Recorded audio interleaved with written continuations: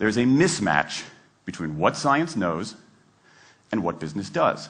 And what worries me as we stand here in the rubble of the economic collapse is that too many organizations are making their decisions, their policies about talent and people, based on assumptions that are outdated, unexamined, and rooted more in folklore than in science. And if we really want to get out of this economic mess, and if we really want high performance on those definitional tasks of the 21st century, the solution is not to do more of the wrong things, to entice people with a sweeter carrot or threaten them with a sharper stick. We need a whole new approach.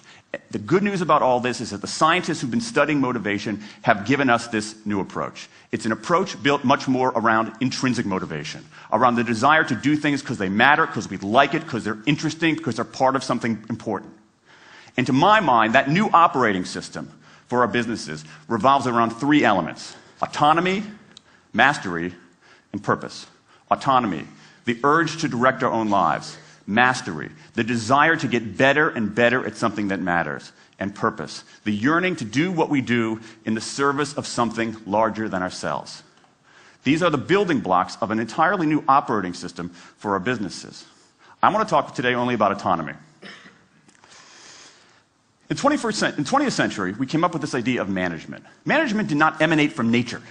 Okay? Management isn't it's not a tree, it's a television set.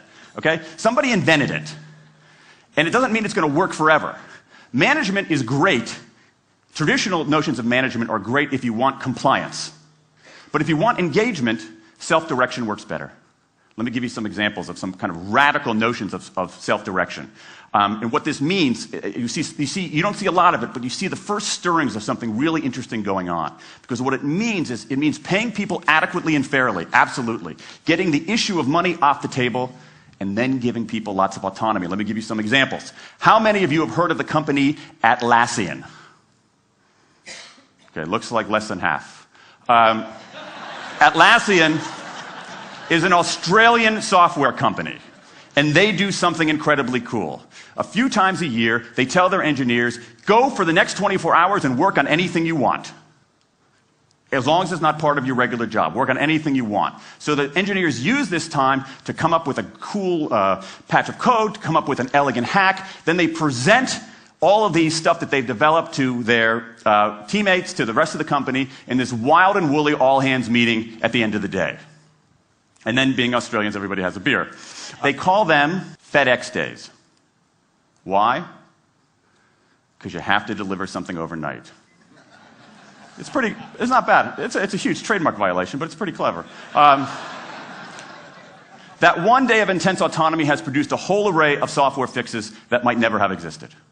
And it's worked so well that Atlassian has taken it to the next level with 20% time, done famously at Google, where engineers can spend 20% of their time working on anything they want. They have autonomy over their time, their task, their team, their technique. Okay? Radical amounts of autonomy. And at Google, as many of you know, about half of the new products in a typical year are birthed during that 20% time. Things like Gmail, Orchid, Google News. Let me give you an even more radical example of it. Something called the results-only work environment, the ROW.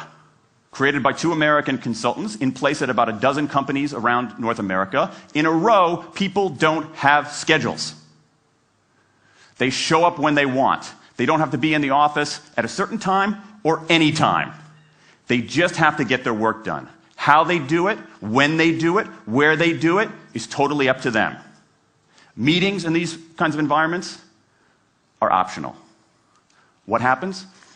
Almost across the board. Productivity goes up, worker engagement goes up, worker satisfaction goes up, turnover goes down. Autonomy, mastery, and purpose. These are the building blocks of a new way of doing things. Now, some of you might look at this and say, that sounds nice, but it's utopian. And I say, nope. I have proof.